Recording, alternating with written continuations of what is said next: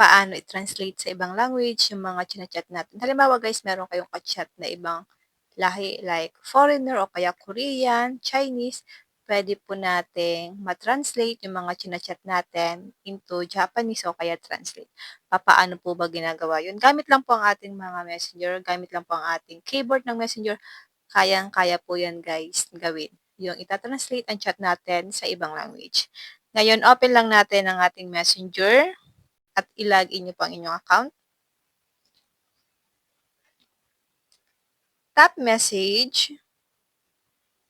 Tap natin itong apat na square dito sa baba. Tap translate. Dito guys, may nakalagay dyan na detect language at dito Japanese. Depende sa inyo guys kung anong ilalagay nyo dito. Halimbawa guys, meron kayong ka-chat na Japanese. Tama lang yan, okay?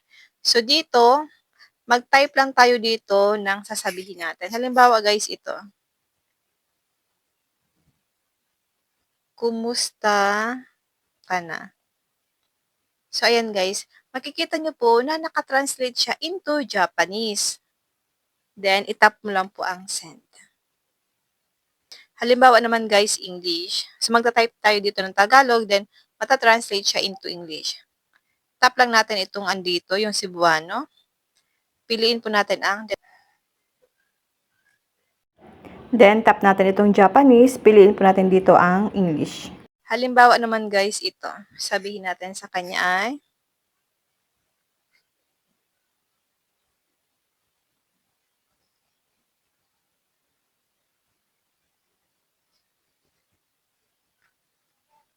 so, ayan guys, makikita nyo po dito na yung type ko ay Tagalog and then dito natatranslate po siya into English.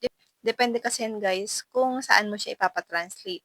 Halimbawa sa akin is English, ayan. So, na-translate po siya guys into English. Then, tap na po natin ang send. Ganun lang po guys ang gagawin nyo once na meron po kayong ka-chat na ibang language or ibang lengguwahe na hindi nyo po alam kung paano mo yun sabihin sa kanya.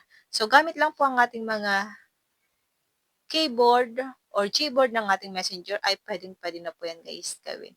So, pwede po tayo makapag-translate na kahit na anong language. Gamit po ang ating language at yung ibang lengguwahe. Pwede po siya guys ma-translate.